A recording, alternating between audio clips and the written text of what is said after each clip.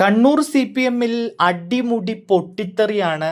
പല രീതിയിലുള്ള പൊട്ടിത്തെറികൾ പല ഭാഗത്തു നിന്നും ഉണ്ടാവുകയാണ്.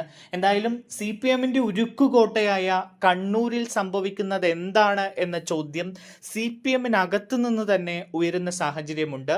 നമുക്കറിയാം, നിയമസഭാ തെരഞ്ഞെടുപ്പിൽ പാർട്ടിയുടെ ഉരുക്കുകോട്ടയിൽ CPM-നുണ്ടായത് കനത്ത തോൽവിയാണ്.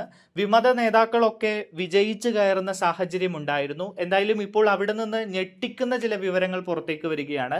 കോടിയേരി ബാലകൃഷ്ണന്റെ സ്മരണയ്ക്കായി CPM ലോക്കൽ കമ്മിറ്റി ഓഫീസിന് ആസ്ഥാന മന്ദിരം ഉണ്ടാക്കാൻ നടത്തിയ ധനസമാഹരണത്തിന്റെ മറവിൽ നടന്നത് ലക്ഷങ്ങളുടെ ക്രമക്കേടാണ് എന്ന വിവരമാണ് പുറത്തേക്ക് വരുന്നത്.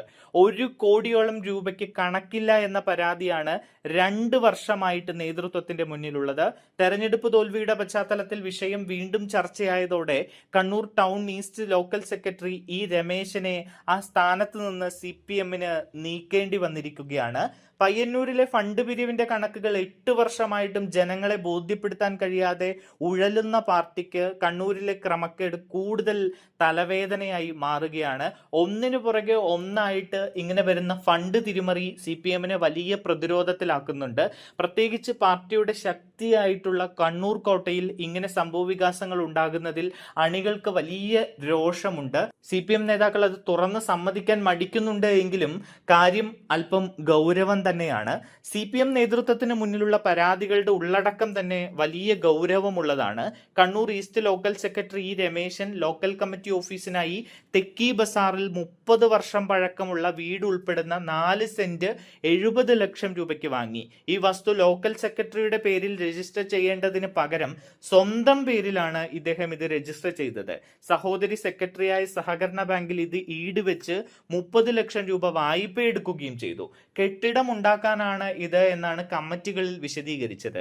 20 ലക്ഷം രൂപ പാർട്ടി അംഗങ്ങൾ ഉൾപ്പെടെയുള്ളവരിൽ നിന്നും സഹകരണ സംഘം ജീവനക്കാരിൽ നിന്നും പലിശ വാഗ്ദാനം ചെയ്ത് വാങ്ങുകയും ചെയ്തു. പിന്നീട് കാഴ്ച എന്ന പേരിൽ വ്യാപാര പ്രദർശനം നടത്തി. ഇതിനു പുറമെ 500 രൂപയുടെ കൂപ്പൺ അടിച്ച് ലോട്ടറി മാതൃകയിൽ കാർ 1ാം സമ്മാനം വാഗ്ദാനം നൽകി പിരിച്ചു. ഇതിന്റെയൊന്നും കണക്ക് എവിടെയും അവതരിപ്പിച്ചിട്ടില്ല എന്നതാണ് ഏറ്റവും ശ്രദ്ധേയമായ കാര്യം. CPM-ന്റെ പ്രമുഖ നേതാവാണ് കോടിയേരി ബാലകൃഷ്ണൻ. അങ്ങനെയുള്ള കോടിയേരി ബാലകൃഷ്ണന്റെ പേരിലാണ് കണ്ണൂരിൽ ഇങ്ങനെയൊരു ഫണ്ട് തട്ടിപ്പ് നടന്നിരിക്കുന്നത്. എന്തായാലും CPM വലിയ പ്രതിരോധത്തിലാണ്. തുടരെയുള്ള ഇത്തരം ആരോപണങ്ങൾ പാർട്ടിയുടെ ശക്തി കോട്ടയിൽ ആഞ്ഞടിക്കുമ്പോൾ അണികളെ CPM-ൽ നിന്ന് അകറ്റുമോ ഇത്തരം വിഷയങ്ങൾ എന്ന ചോദ്യം ഉയരുകയാണ്. പാർട്ടി തിരുത്താൻ തയ്യാറായില്ലെങ്കിൽ അണികൾ പണി നോക്കി പോകുമെന്നാണ് ഒരു വിഭാഗം പറയുന്നത്.